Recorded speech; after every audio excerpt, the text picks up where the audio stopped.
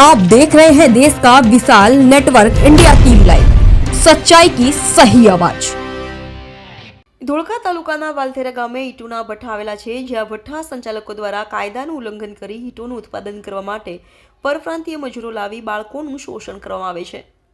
ફૂલ જેવા બાળકોના શિક્ષણની વાત તો બાજુમાં રહી, પણ સરેઆમ નિયમોનું ઉલ્લંઘન કરી બાળકો પાસે મંજૂરી કરવામાં આવે છે।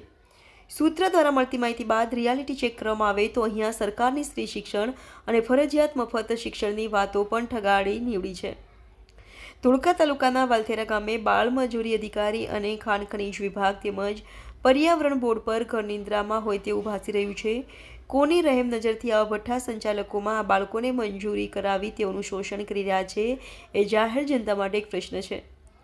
સરકારી તંત્ર કે અધિકારી જાગશે કે કેમ, કે પછી આ જ રીતે ભારતનું ભાવિ ભઠ્ઠાઓમાં કામ કરી गरीबी भर्યું जीवन जीवता જ રહેશે, એ એક મોટો પ્રશ્ન છે। देश और प्रदेश की खबरों के लिए अभी सब्सक्राइब कीजिए इंडिया टीवी लाइव, साथ ही बेल आइकन को दबाना बिल्कुल ना भूलें, जिससे सबसे पहले खबर आप तक पहुंच सके।